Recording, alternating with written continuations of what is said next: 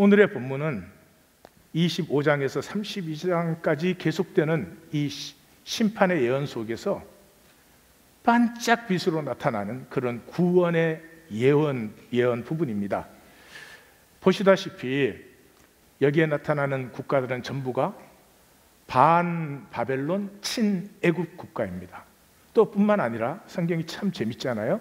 25장에서 28장까지가 97절이에요. 근데 애굽 하나 말하는데 또 97절이에요. 그러니까 세상의 무게는 애굽의 무게와 똑같아요. 하나님이 바벨론이라는 나라를 특별히 사랑하는 건 아니시고요.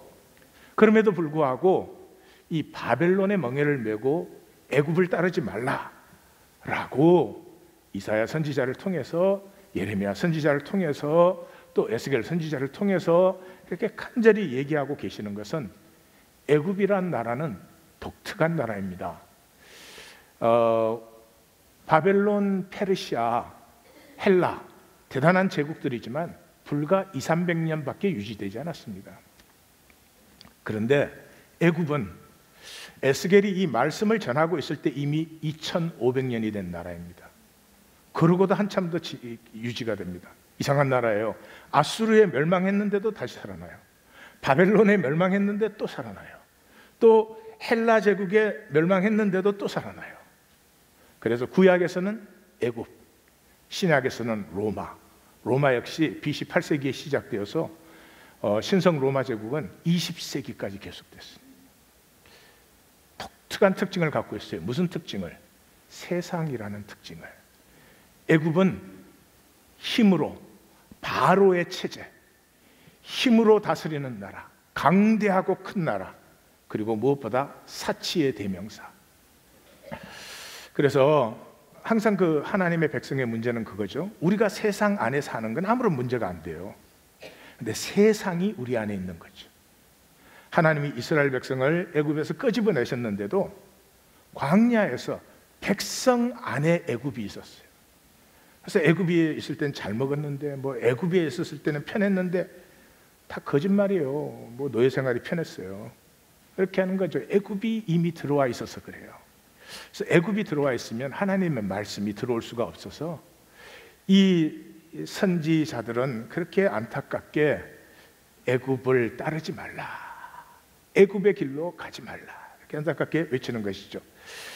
이 심판 예언은 에스겔서에서 1장에서 32장까지 계속되는데 1장에서 32장까지의 그 심판 예언에 딱 하나만 빼고 29장 17절에는 내가 바벨론으로 애굽을 멸망시킨다, 점령당하게 된다 하는 예언입니다. 그대로 이루어졌죠. 그 외에는 전부가 588년, 587년, 586년 이 3년 동안에 선포된 말씀이에요. 그러면 우리가 벌써 감이 딱 잡히죠. 587년이 성전이 파괴된 해, 멸망당한 해예요. 그러니까 성전 파괴당하기 1년 전, 성전 파괴된 해, 성전 파괴된 후 1년. 왜 그렇게 하겠어요? 성전에 미련을 두지 말라. 그 성전은 내가 이미 버린 것이야. 그 성전 안에는 우상과 거짓이 가득해. 그게 에스겔서잖아요. 그래서 우리는 참 종교가 편해요.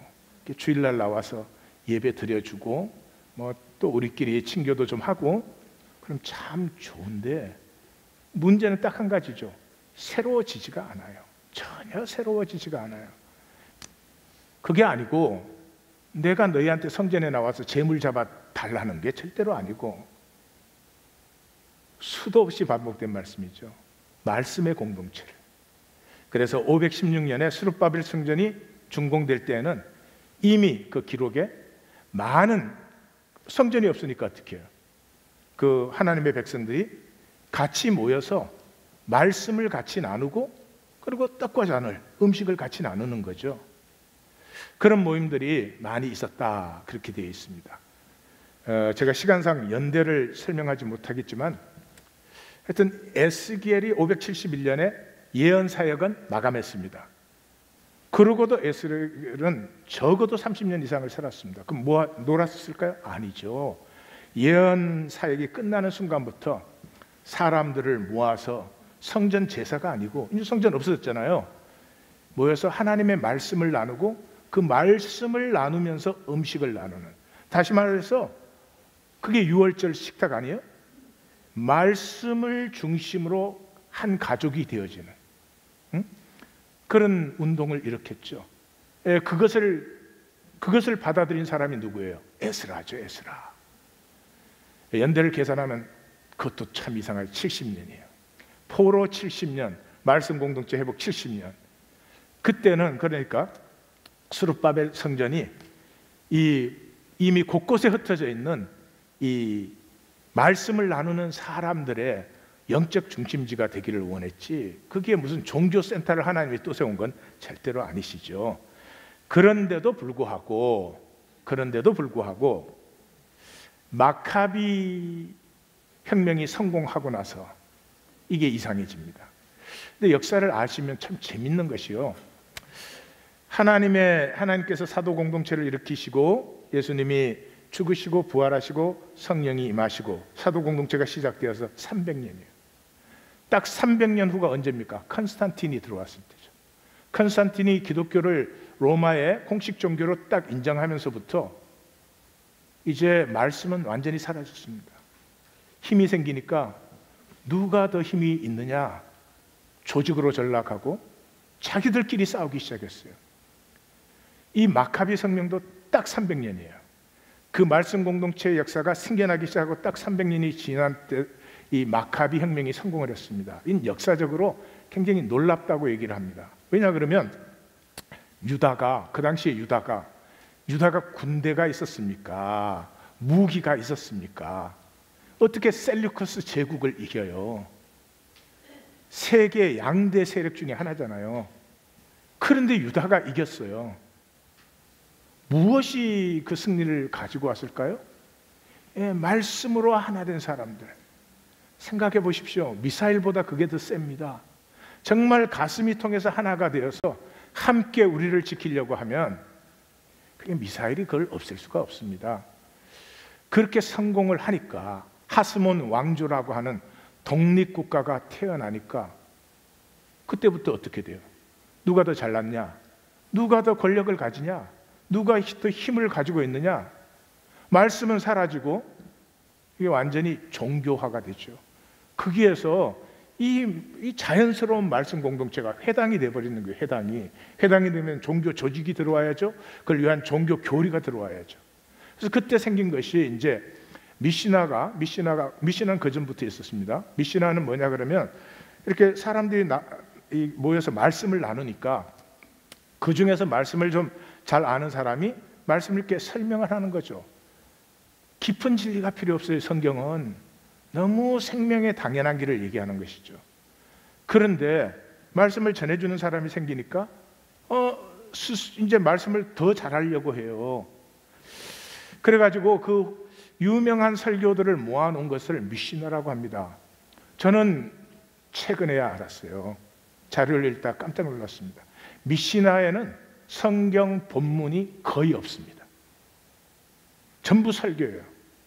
지금 기독교 신앙은 말씀에 뿌리를 내는 신앙이 아니고 사람의 설교에 뿌리를 내리고 있습니다. 그래서 하나님을 몰라요. 그때나 지금이나 하나님을 몰라요. 자, 그 다음에 이제 이 유대인을 7개 문서의 민족이다 그래요. 그래서 미시나를 보충하는 게 게마라고, 이 미시나와 게마를 합친 게 탈무드고, 이 탈무드에 이제 미드라시라고 하는 주석서가 들어오고, 이 신비주의가 있어서 아가다가 들어오고, 다 외우셨죠 이제? 그래서 최종으로 생긴 게 할라카예요. 할라카는 적용법이에요.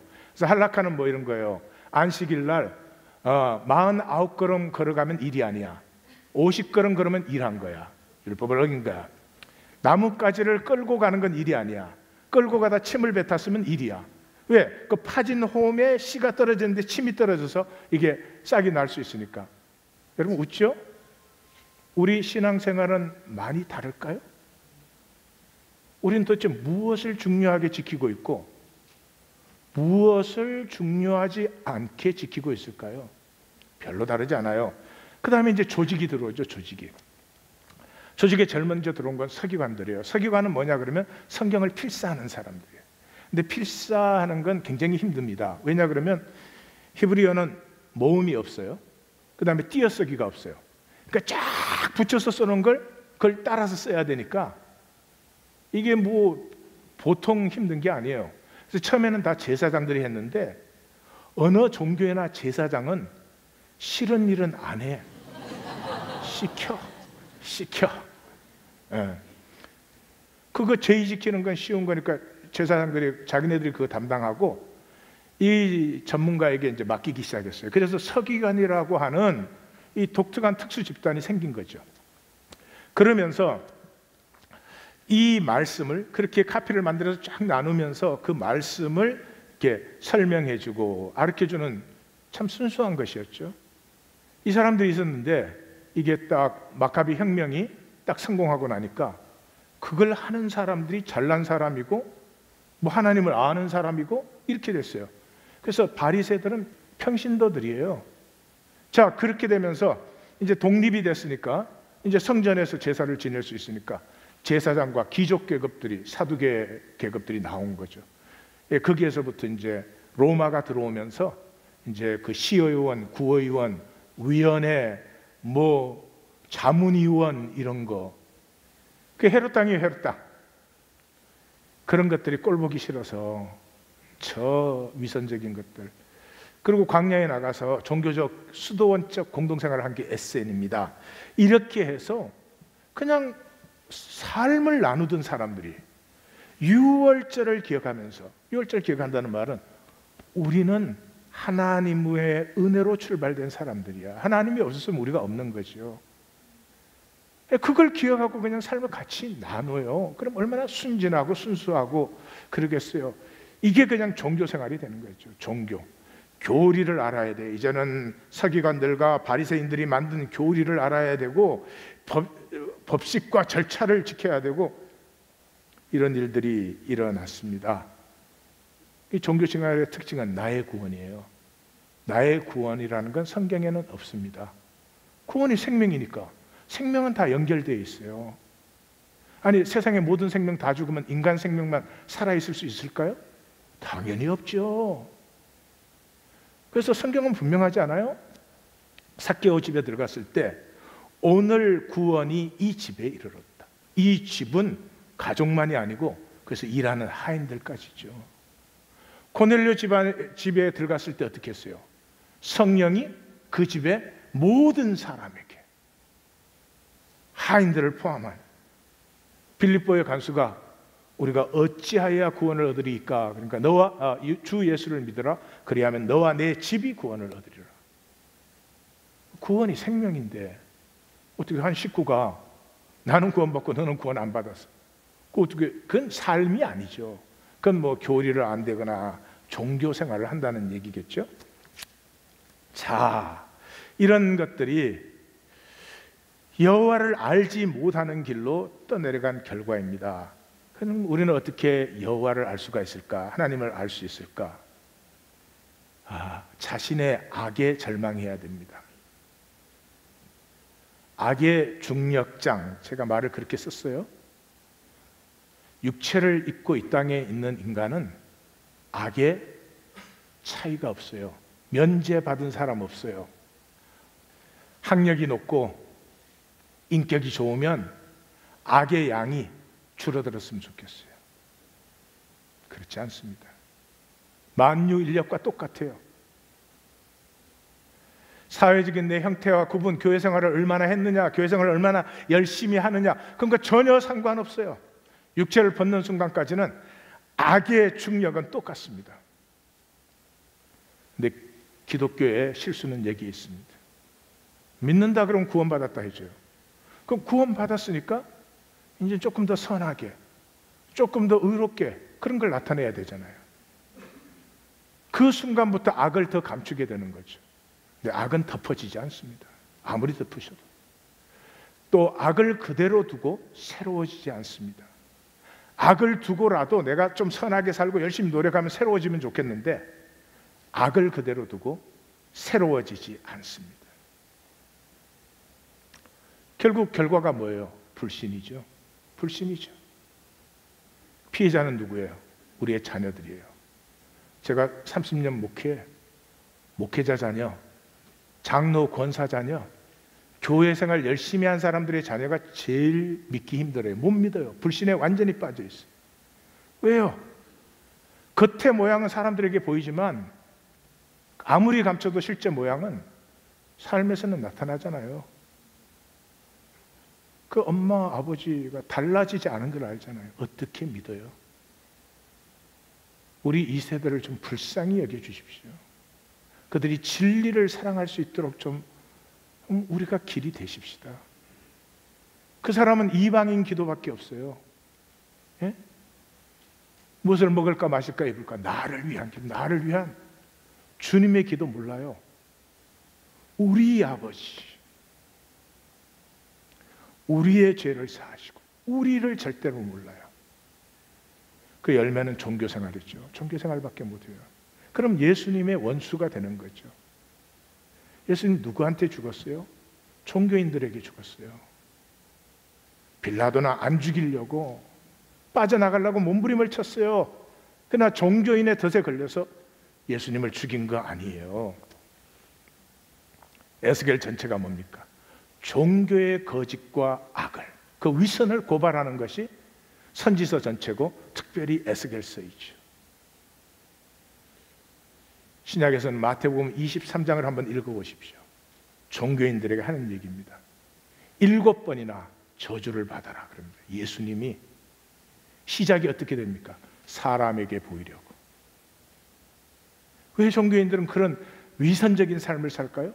사람에게 보이려고. 그래서 어떻게 됐어요? 핵심이 자기도 안 들어가고 하나님 나라를 남이 들어가는 것도 막아.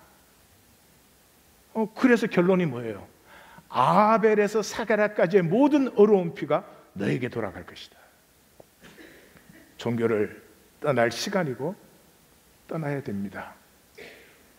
어떻게 하면 떠날 수 있을까? 하나님에게 찾으셔야 됩니다. 이 악은 은혜로밖에 해결되지 않습니다. 은혜로밖에 해결되지 않습니다. 이 기독교에서 은혜라는 말, 이게 정말 무슨 공짜로 주는, 그 공짜로 받았으니 무슨 가치가 있습니까? 내가 받은 구원에 내가 가치를 못 느끼니까 구원의 열매가 자라날 수 없죠. 은혜라고 하는 것은 나로서는 되지 않기 때문에 하나님이 할 수 없이 주시는 것입니다. 그러므로 나의 가치를 훨씬 넘어서는 것을 내가 받았기 때문에 은혜를 받는 순간부터 나는 달라질 수밖에 없습니다. 절대로 똑같이 살 수가 없습니다. 그래서 놀라웠게도 에스겔서에서 포로기의 목적이 귀환이죠. 포로로 보낸 이유가 귀환시키려고 보낸 거죠. 근데 그 귀환이 너희가 의가 있어서, 너희가 뭘 잘해서 귀환하는 게 아니고 전적인 하나님의 은혜로 내가 너희를 돌아오게 해요. 그 돌아오게 한 은혜를 만났을 때 너희는 내가 여호와인 줄을 안다. 이 여호와인 줄을 알게 될 때 생명의 공동성을 느껴요. 생명의 공동성. 지난 주간에 뉴욕에서 3살짜리가 스토브에 장난을 치다가 불이 나가지고 12명이 죽었습니다. 그런 소식을 들을 때 뉴스로 들리면 그건 종교인이죠. 왜 그 사람들은 그런 아파트에서 살아야 됐을까요? 돈이 없으니까. 왜 돈이 없었을까요? 이 세상이 그렇게 구조가 돼 있으니까. 세상이 왜 이래야 될까? 왜 하나님의 나라가 오지 않을까? 이게 은혜 받은 사람이에요. 생명의 공동성, 지체됨을 느끼기 시작해요. 풀 한 폭이 함부로 대할 수가 없어요. 잎새 이는 바람에도 나는 괴로워했노라. 여기에서부터 삶이 나에서 우리로 바뀌어버려요. 나 중심이 된 사람은 그저 이기고 또 이기려.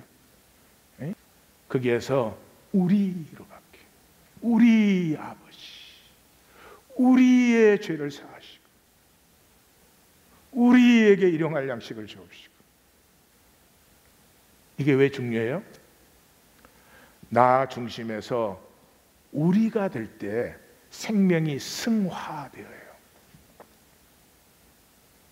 그래서 성령님은 하나 되게 하는 영이에요.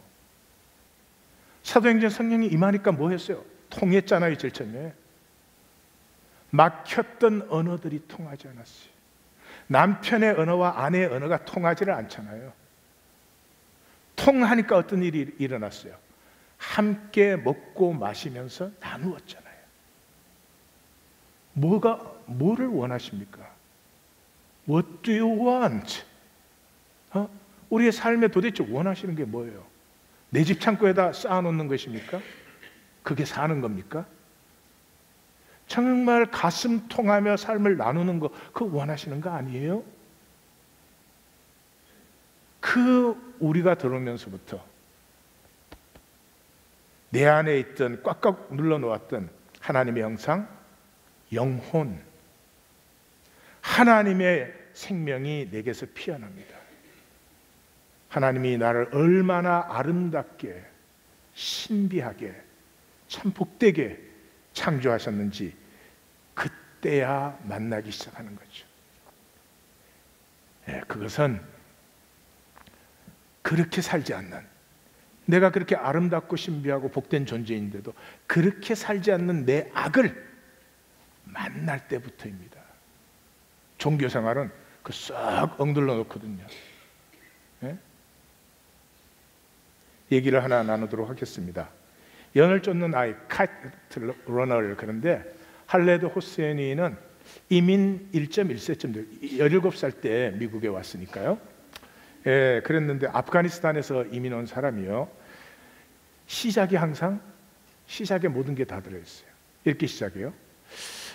나는 1975년 어느 춥고 흐린 겨울날 지금의 내가 되었다. 그때 나는 12살이었다. 나는 그때 무너져가는 담장 뒤에서 몸을 웅크리고 얼어붙은 골목길을 들여다보고 있었다. 12살 때 골목길을 들여다보고 있었는데 그 사건이 나를 만들었어요. 오래전 일이다. 사람들은 과거를 묻을 수 있다고 얘기하지만 거짓말이에요. 새빨간 거짓말이에요. 과거는 묻어도 자꾸만 피어져 나오기 때문이다. 돌이켜보면 나는 지난 26년 동안 아무도 없는 그 골목길을 내내 들여다보고 있었다. 그 골목길에서 내가 나를 배반한 어떤 것이 있었죠. 근데 그 악을 내가 직면해버리면 그것을 넘어서 피어나는데 지난 26년 그것을 가리려고. 그것이 인간의 삶이에요. 우리 모두의 삶이에요. 이것은 아미르라고 하는 이 주인공의 회상으로 이루어진 얘기인데, 이 아미르가 미국으로 이제 이민을 왔는데 라임칸의 전화를 받아요. 라임칸은 누구냐 그러면 그 아버지의 친구인데, 아버지와 같은 집에서 함께 살면서 그 아버지가 굉장히 냉정했는데 아버지를 대신해서 사랑과 친구 같은 우정을 나누어 주는 그런 분이셨어요. 근데 탈레반 정권이 아프가니스탄에 들어오면서 파키스탄으로 이제 탈출을 해가지고 거기에서 전화가 왔어요. 한번 와달라. 그러면서 이래요.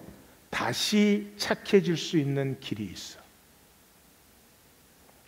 그래서 이 말에 이 아미르는 이제 파키스탄으로 찾아갑니다. 아미르가 카불에 살 때는 부유한 그 무역상의 외아들이고 그 카불에서 가장 화려하고 큰 집에 살았어요. 그 아미르는 하산이라는 몸종을 두고 있었어요. 아버지의 종이 알리인데 알리의 아들이에요. 근데 그 어머니 소나 바른데 어머니가, 이 어머니는 하산을 낳고 한 주도 되기 전에 유랑극단과 같이 도망갔어요. 이슬람권에서는 여자가 도망가는 게 최고의 수치라고 그래요. 그 남자와 가정에. 그러는데 이제 그 하산, 아미르의 몸종인 하산이 그 아미르가 뭘 부탁을 하면 도련님을 위해서라면 1000번이라도, 그런 얘기를 해요. 나중에 하산이 자기를 사랑했다는 걸 알아요. 단순히 몸종이 아니고 그 아버지 알리가 이 바바, 자기 아버지 바바를 사랑했듯이, 바바는 그 아프가니스탄 사람이란 모두가 존경하고 모두가 우러러보는 그는 정말 인격자의 영웅의 위인 그런 사람이에요. 근데 그랬듯이 하산이 이 아미르 도련님을 정말로 사랑하고 위대하게 보고 자랑스러워하고 자기를 사랑했다는 것을 26년이 지난 다음에 깨닫게 돼요. 그냥 하인이었기 때문에 한 게 아니라. 그런 아미르는 이제 바바의 사랑에 목말라 합니다. 바바는 모두가 존경하는 사람인데 자기한테는 그렇게 따뜻하게 가슴을 열고 대해주지가 않아서 그러던 어느 날 막 그 군주제가 폐지되고 소련이 들어오기 직전 그 12살의 겨울에 연싸움이 있었는데 굉장히 큰 그 민족 행사예요. 그래서 그 연싸움에 나갔는데 그 아버지의 사랑을 그렇게 받고 싶어 하는데 아버지는 체육을 좋아해요. 그 아들이 체육을 잘하기를 원하는데 여기 아미르는 체육에는 별로야. 시와 소설을 좋아하고 그러는 거예요. 그러니까 항상 아버지한테 인정을 못 받지. 그 연싸움을 하려고 딱 하는데 2층 테라스에서 아버지가 막 지켜보면서 그 열렬한 응원에, 근데 자기가 지면 실망하잖아. 그러니까 막 포기하고 싶은 마음이 팍 드는 거예요. 그때 하산이 그러는 거예요. 아미르 도련님, 괴물은 없고 화창한 날씨는 확실히 있어요. 그 한마디에 정말 마음의 그림자가 싹 없어지고 꺼질까 하지 뭐 이런 생각이 딱 드는 거예요. 그래서 나중에 돌이켜보면 알지만 하산이 자기도 자기 마음을 모를 때 하산은 자기 마음을 언제나 알아줬어요. 그게 사랑이에요. 사랑이에요.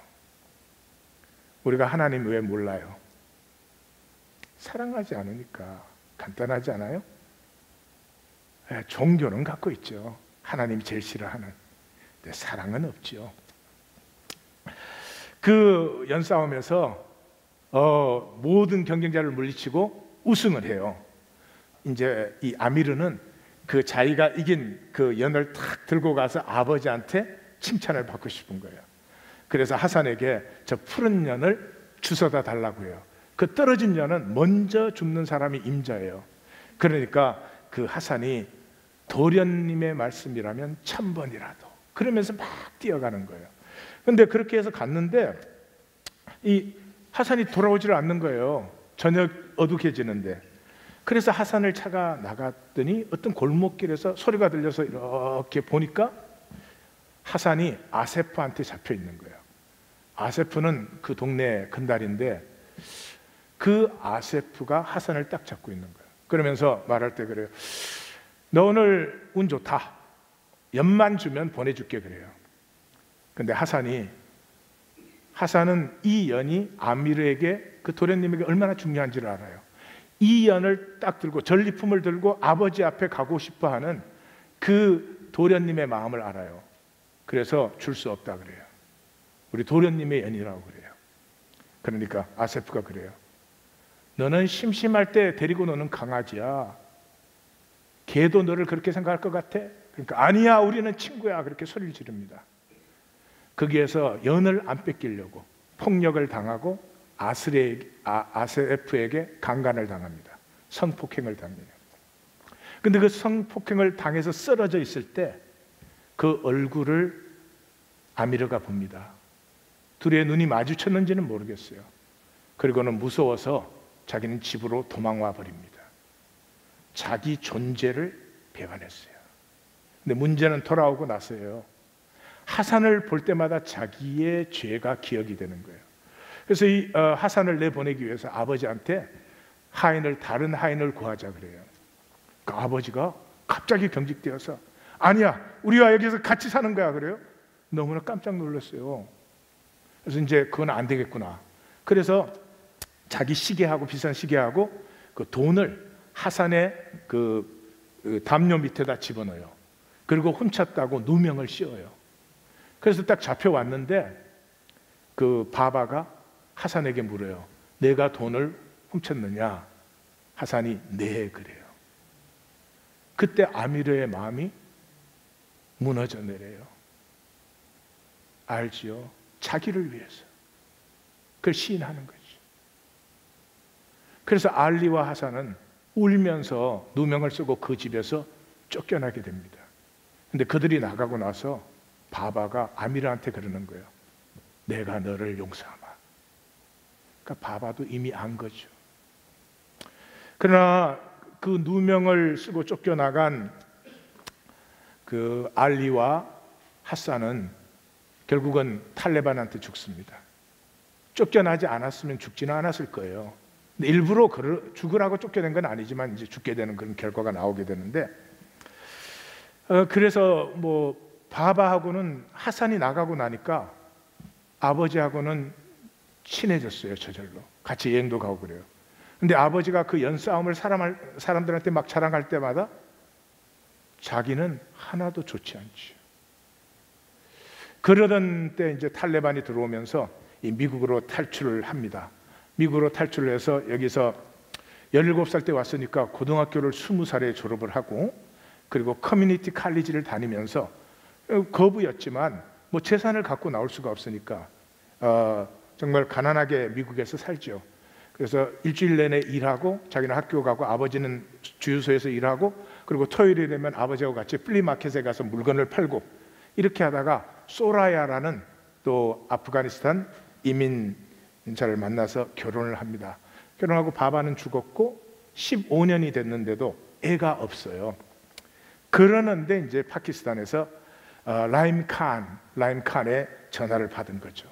그래서 갔더니 그 핫산이 도련님에게 전해달라고 한 봉투를 주는데 보니까 폴라로이드 사진하고 그 핫산의 사진하고 그 다음에 편지가 들어있어요. 그 편지는 우리가 도련님과 만나서 옛날처럼 살 수 있으면 좋겠어요. 지금 아프가니스탄은 너무나 이상해졌어요. 뭐 그런 것을 쓰고, 자기 아들이 있는데 결혼해서 아들 낳았는데 이름이 소랍인데 저와 같이 새총을 아주 잘 쓰고 걔는 읽을 줄도 알고 쓸 줄도 압니다.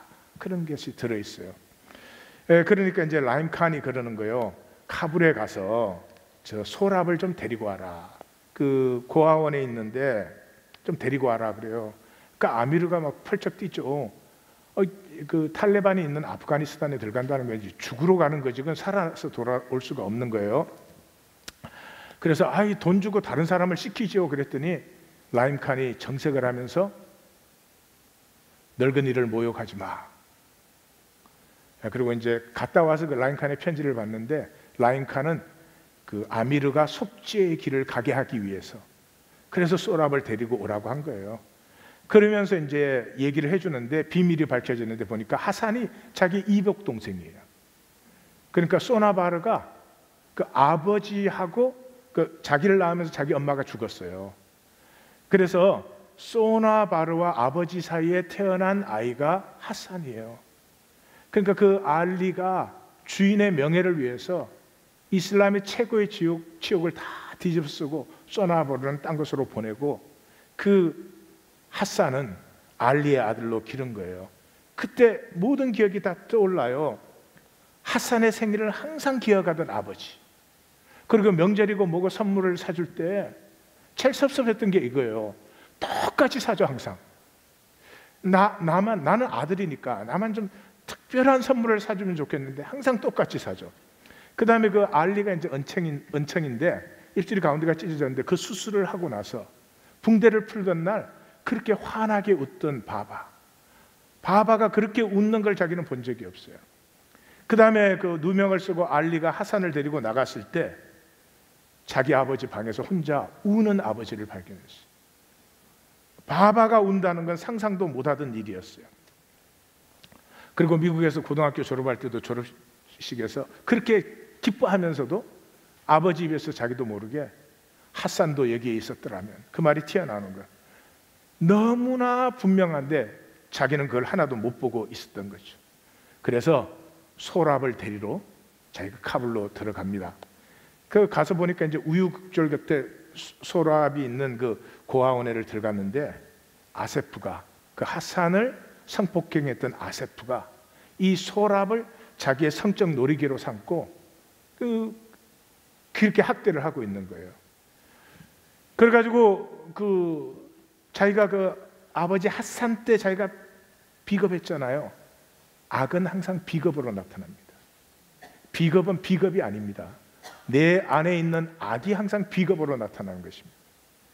그래서 이번에는 일부러 그런 건 아니지만 아세프하고 그냥 대번에 싸움이 붙어요. 상대가 안 되죠. 그러는데 그 소랍이 쇠구슬을 새총으로, 지금 그 아미르가 죽게 되어 있으니까 새총으로 아세프의 왼쪽 눈을 쏩니다. 그래서 애꾸가 되어버리죠. 그 자리에서 쓰러져서.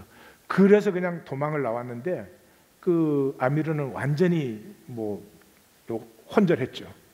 어떻게 페사와르까지 탈출을 해서 병원에서 이제 눈을 뜹니다. 깨게 돼요. 자, 그 병원에서 눈을 뜨니까 자기가 아프가니스탄에 갔다 오면 읽을 수 있도록 편지를 쓴 그 라임 칸의 편지를 읽게 됩니다.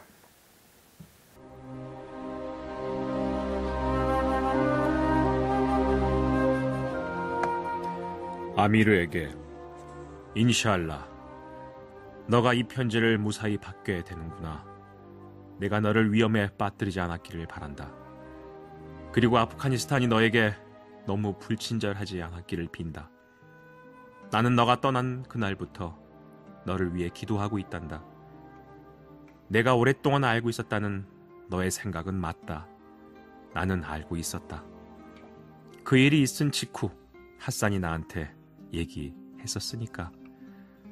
아미르, 네가 했던 짓은 잘못이었다.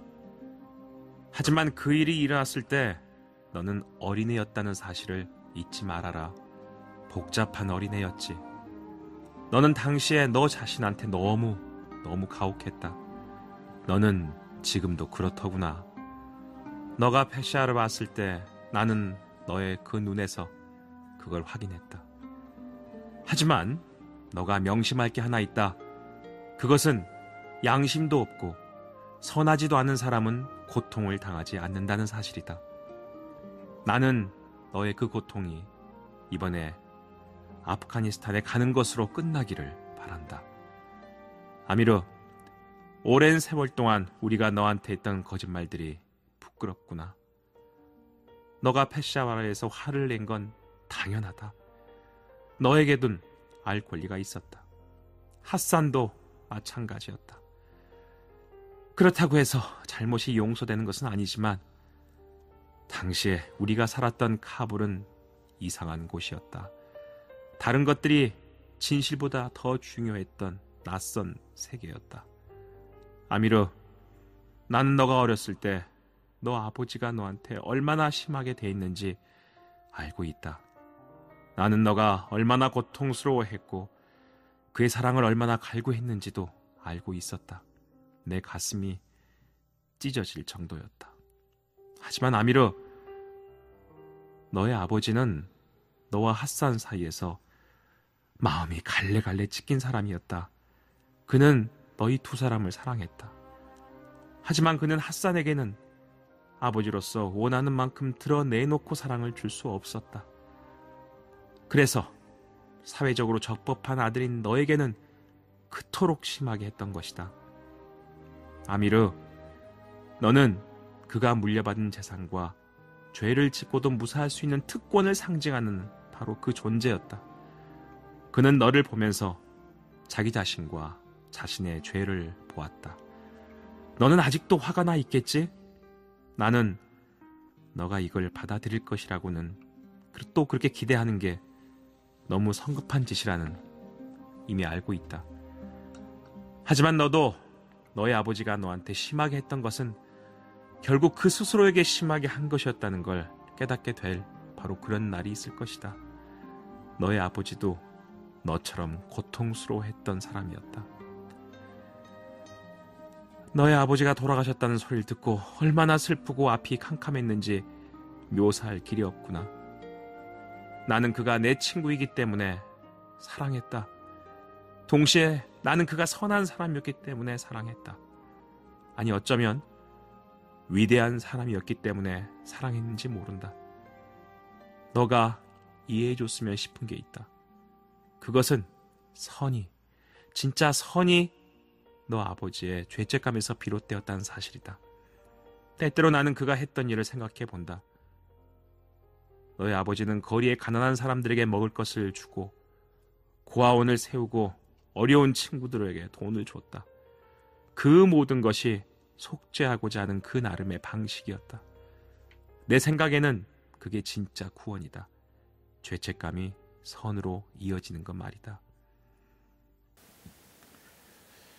내가 선한 일을 해야지 그 선은 가짜입니다. 내가 너무 악하기 때문에 악을 살 수가 없어서 행하는 선은 진짜 선입니다. 소랍을 데리고 왔는데 소랍은 완전히 생명의 기가 파괴된 아이죠.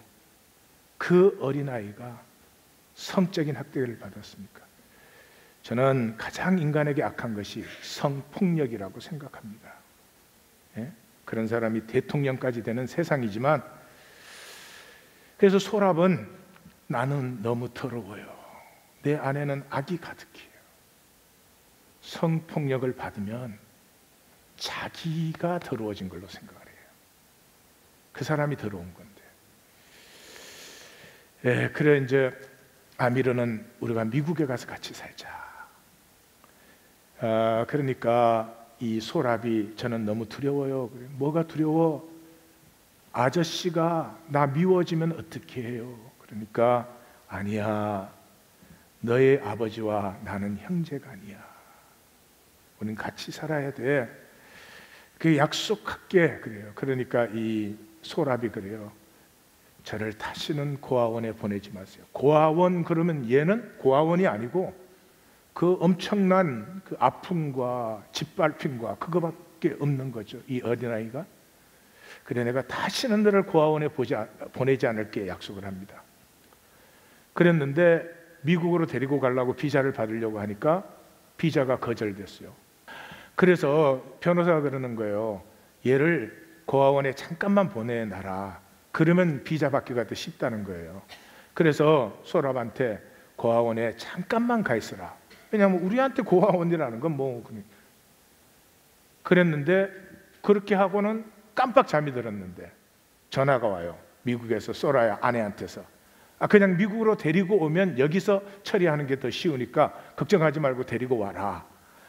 그 전화를 받는데 목욕탕에 불이 써져 있어서 목욕하는구나 그랬어요. 그래서 전화를 끊고 기쁜 소식을 전해주려고 고아원 안 가도 돼 가보니까 거기에서 손목을 잘라서 애가 죽어가고 있어요.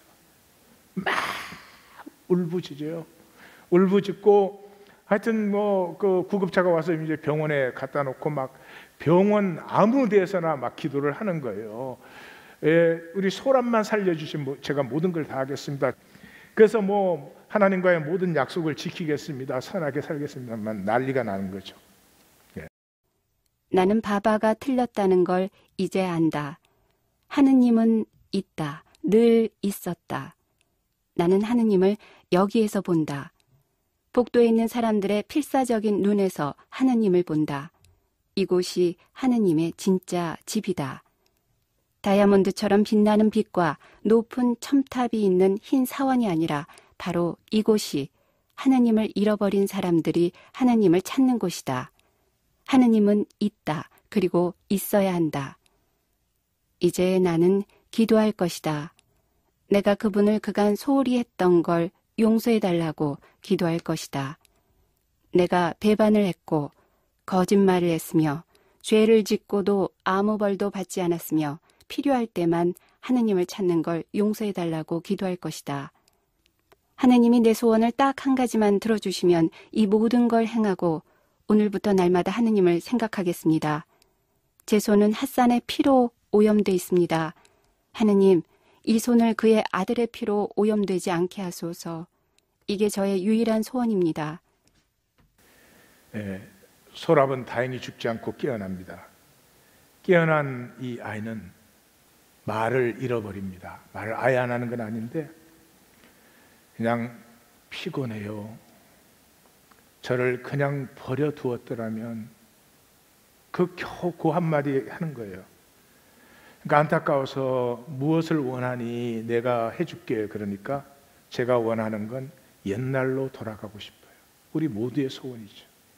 순수했던 시절. 아직 꿈이 있었던 시절, 이런 사회의 한 부속품으로 확정되어 버리지 않은 시절, 너무나 후회스러운 사건들을 지나오기 전, 이 작가는 이슬람이기 때문에 목표가 옛날로 돌아가는 것에서 끝납니다. 근데 성경은 그러죠. 돌아갈 필요가 없다는 거죠. 그 아픔을 지나서 우리의 진정한 숭고함이 피어난다고 하는 것이죠. 그 문제는 좀 성경이 조금 훨씬 더 깊은 진실을 보여주고 있어요. 자, 하나 더 듣겠습니다. 나는 인생에서 후회할 만한 일들을 많이 했다. 하지만 너한테 했던 약속을 지키지 못한 것보다 더 후회스러운 건 없는 것 같구나. 다시는 그런 일이 없을 거다. 너무너무 미안하구나. 너가 날 용서해주면 좋겠다. 나를 용서해줄 수 있겠니? 내 말 믿을 수 있겠니? 나는 목소리를 더 낮추고 덧붙였다. 나하고 같이 가줄래?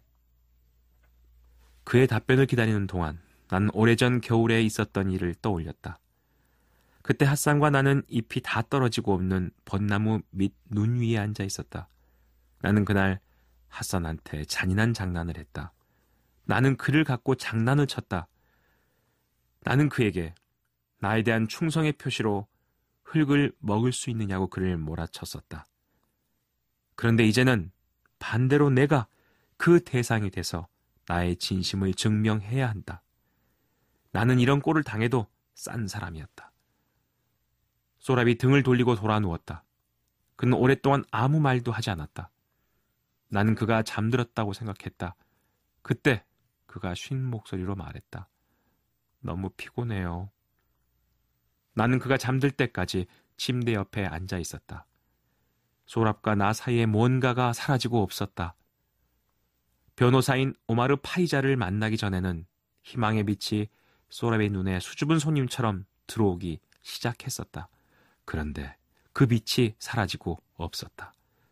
수줍음을 타던 손님은 도망가고 없었다. 언제 그 빛이 다시 돌아올지는 알 수 없는 일이었다. 얼마나 오래 있어야 소랍이 다시 웃을 수 있을지, 얼마나 오래 있어야 그가 나를 믿을 수 있을지 모를 일이었다. 우리 종교인은 실체가 없기 때문에 하나님과 관계에서 약속을 지키지 않는 것을 마음대로입니다. 실체가 아니니까요. 하나님을 알면 약속을 그렇게 깰 수가 없죠. 약속이 깨지는 순간에 이 평생 무엇도 믿을 수 없고 모든 것에 버림당한 한 생명이 아미를 만나서 처음으로 관계를 하고 싶은 수줍은 빛 하나가 생겼는데 그 빛이 약속이 깨지는 순간 사라졌습니다. 이 소랍을 데리고 미국으로 왔습니다. 샌프란시스코의 공원에서 아프가니스탄 이민자들이 공원의 휴일에 같이 모여서 연날리기를 합니다. 그 연날리기를 하는데 그 아프가니스탄 카불에서 하던 연날리기와 기억이 얽혀들기 시작합니다. 그때 녹색연이 바로 우리 위로 떠올랐다. 나는 소랍을 보고 나서 연을 쳐다보았다. 저 연이 공격을 하려고 한다. 이때다. 녹색연이 머뭇거리며 자리를 잡더니 빠르게 내려왔다. 온다. 나는 완벽하게 해냈다. 그렇게 오랜 세월이 흘렀음에도 불구하고 치고 빠지는 기술을 완벽하게 해낸 것이었다. 나는 줄을 느슨하게 해서 급강하하며 녹색연을 피했다. 그리고 연줄을 여러 번에 걸쳐 옆으로 당기자 연이 시계 반대 방향으로 반원을 그리며 위로 올라갔다. 갑자기 우리 연이 위로 올라간 것이었다. 녹색연이 당황해서 올라오려고 했다. 그러나 이미 때는 늦었다. 핫산이 써먹던 기술이 이미 먹혀든 상태였다. 나는 줄을 힘차게 당겨 녹색연을 공격했다. 우리 연줄이 상대방의 연줄을 자르는 게 느껴지는 것 같았다. 그렇게 해서 녹색연이 떨어져 나갔다. 연이 빙글빙글 돌며 떨어지고 있었다. 우리 뒤에서 사람들이 환호하는 소리가 들렸다. 휘파람 소리와 박수 소리가 터져 나왔다. 나는 숨을 헐떡였다. 이런 환희를 내가 마지막으로 느낀 건 1975년의 겨울이었다. 그때 마지막 남은 연을 잘라내고 돌아보니 바바가 우리 집 옥상에서 환하게 웃으며 박수를 치고 있었다. 나는 소랍을 내려다보았다. 한쪽 입가가 약간 올라가 있었다. 미소, 한쪽으로 처진 없는 듯한 그러나 분명히 있는. 우리 뒤에서 아이들이 함성을 지르며 달려가고 있었다. 그들은 줄이 끊어져 나무들 위로 떠내려가는 연을 쫓아 달려가고 있었다. 나는 눈을 깜박였다. 미소는 이제 사라지고 없었다. 하지만 미소는 분명히 거기에 있었다. 나는 그걸 내 눈으로 보았다. 저 연을 잡아다 줄까? 그가 침을 삼켰다. 그의 후골이 오르락 내리락 했다. 바람이 그의 머리칼을 나풀거렸다. 그가 고개를 끄덕이는 것 같았다. 너를 위해서라면 1000번이라도. 내 입에서 그런 소리가 흘러나왔다. 그리고 나는 돌아서서 달려갔다. 한 차례에 걸친 미소였을 뿐이다. 그 이상은 없었다. 그것이 모든 걸 정상으로 돌려놓지는 않았다. 어떤 것도 정상으로 돌려놓지 않았다. 그저 한 차례의 미소였을 뿐이다. 자그마한 것, 놀란새가 날아오를 때 나풀거리는 숲속의 나뭇잎 하나 같은 것. 그러나 나는 그걸 받아들일 것이다. 두 팔을 벌리고 말이다. 악을 누르고 슬쩍 감춰놓고 예배를 합니다. 자기를 또 한 번 배반합니다. 악을 감춘 채로 선을 행하기도 합니다. 멋진 말을 하기도 합니다. 무슨 소용이 있습니까? 우리의 영혼의 새로움은 내가 내 악을 기꺼이 직면할 때, 기꺼이 직면하고 그 직면 때문에 무언가가 시작될 때, 그것이 아무것도 바꾸지 않는다 할지라도 그 속에는 하나님의 새로움이 피어나는 것입니다. 우리 기독교는 쏟고 있습니다. 보혈은 마술 지우개가 아닙니다. 믿습니다 그러면 내가 지은 죄악이 싹 없어지는 것 아닙니다. 보혈의 능력은 나의 죄악을 내가 직면할 수 있는 용기를 주는 것입니다. 그 사랑 때문에 내가 내 악을 직면하면서 이상하지요. 새로움이 피어납니다. 여러분, 예배를 드리십니까? 하나님을 위해서. 하나님을 위해서 무슨 예배를 드리십니까? 찬양을 하십니까? 하나님을 높이기 위해서. 정말로요. 여러분, 기도하십니까? 하나님의 나라를 위해서. 거짓말입니다. 이제는 더 이상 믿지 마십시오. 왜 예배 드립니까? 내가 너무 악해서 예배 드립니다. 왜 찬양합니까? 내가 너무 악해서 찬양하는 것입니다.